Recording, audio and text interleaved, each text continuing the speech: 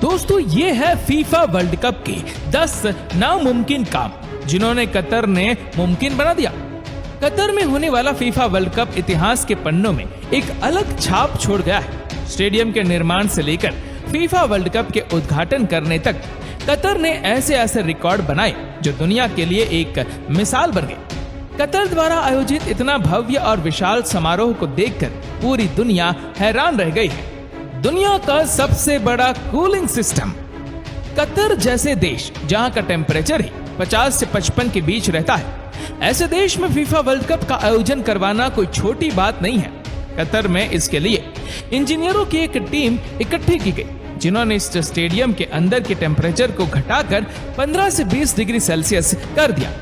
Sudan के mechanical engineer धनी ने एक ऐसी मशीन बनाई जिसके जरिए पूरे स्टेडियम को ठंडा किया जा सकता है और इसके लिए कतर ने $10 बिलियन से अधिक की धनराशि खर्च कर डाली। कतर ने इस स्टेडियम के बाहर हजारों गैलन पानी से भरे टैंकर बनवाए जिससे ठंडी और कृत्रिम हवा बनाकर स्टेडियम के अंदर भेजी जाती थी और इसके चारों तरफ से ठंडी हवा निकलती थी जिसे इंफ्रारेड कैमरे के जरिए नियंत्रित किया जाता था। कतर ने इस खोज के लिए धनी को कतर की एक पूरी बिल्डिंग ही गिफ्ट कर दी। सबसे महंगा वर्ल्ड कप। कतर में आयोजित हुआ फीफा वर्ल्ड कप इतिहास का सबसे महंगा वर्ल्ड कप है। कतर ने इस वर्ल्ड कप पर $220 बिलियन से अधिक धनराशि खर्च की। यह आंकड़ा इतना बड़ा है कि इससे कई बड़े बड़े देशों को खरीदा जा सकता है। पिछली बार फीफा वर्ल्ड कप का आयोजन रूस में किया गया था जिसका बजट मात्र $18 बिलियन था, लेकिन कतर ने अकेले इस इवेंट पर $220 बिलियन खर्च कर दिए। कतर में बने हर फुटबॉल स्टेडियम की लागत $1 बिलियन से अधिक थी।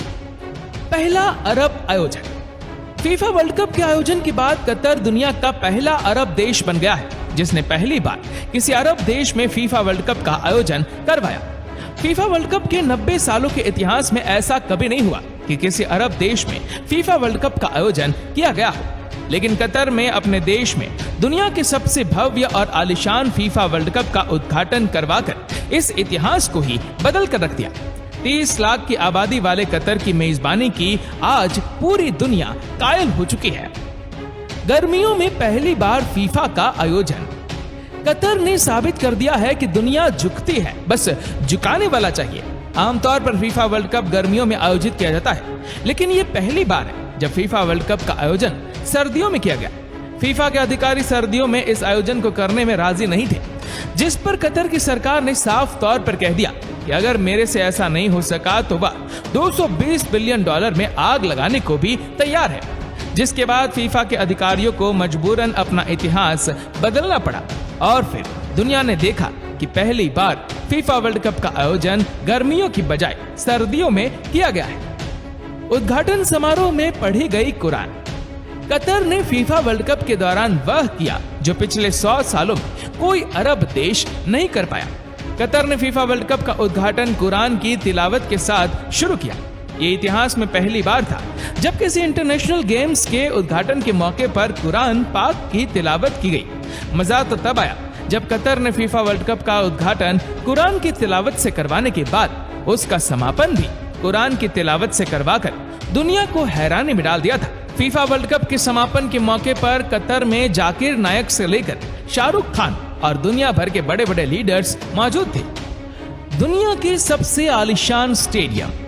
कतर को जिस वक्त फीफा वर्ल्ड कप की मेजबानी मिली उस वक्त उसके पास एक भी स्टेडियम मौजूद नहीं था, लेकिन 30 लाख आबादी वाले इस कतर ने मात्र कुछ ही सालों में ऐसे ऐसे स्टेडियम तैयार कर दिए जिन्हें देखकर आज बड़े बड़े इंजीनियर और आर्किटेक्ट हैरान हो गए। कतर ने अरब के रेगिस्तान में न सिर्फ स्टेडियम बनाए बल्कि हर स्टेडियम के इर्द गिर्द एक नया शहर ही बसा डाला। नई मेट्रो लाइन बिछाई, नई ट्रांसपोर्ट और एयरपोर्ट बनाए। एक तरफ से ये कहा जा सकता है कि कतर ने अपने देश में ही एक नई दुनिया बसा डाली और अब कतर अपने स्टेडियम केन्या जैसे कुछ गरीब देशों को दान करने की योजना बना रहा है।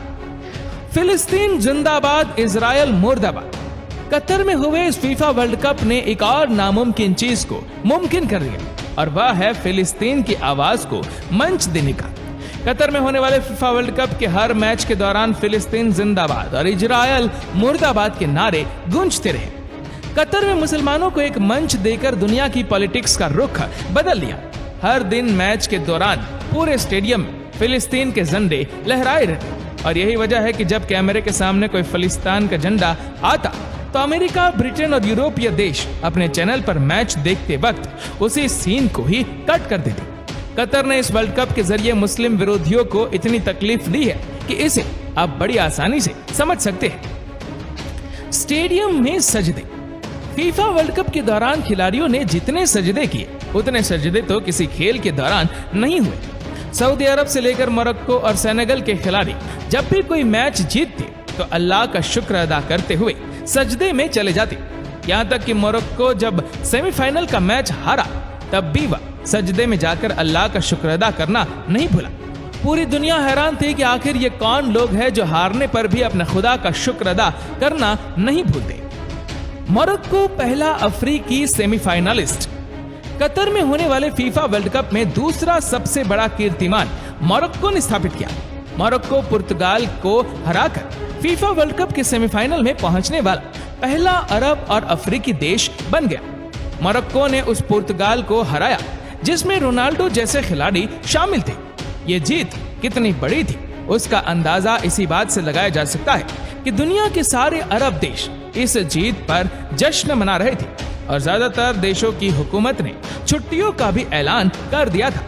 कतर के शेख तमीम बिन हमद खुल्द मोरक्को का झंडा लेकर झूमते हुए नजर आए थे। फीफा से सबसे ज्यादा कमाई।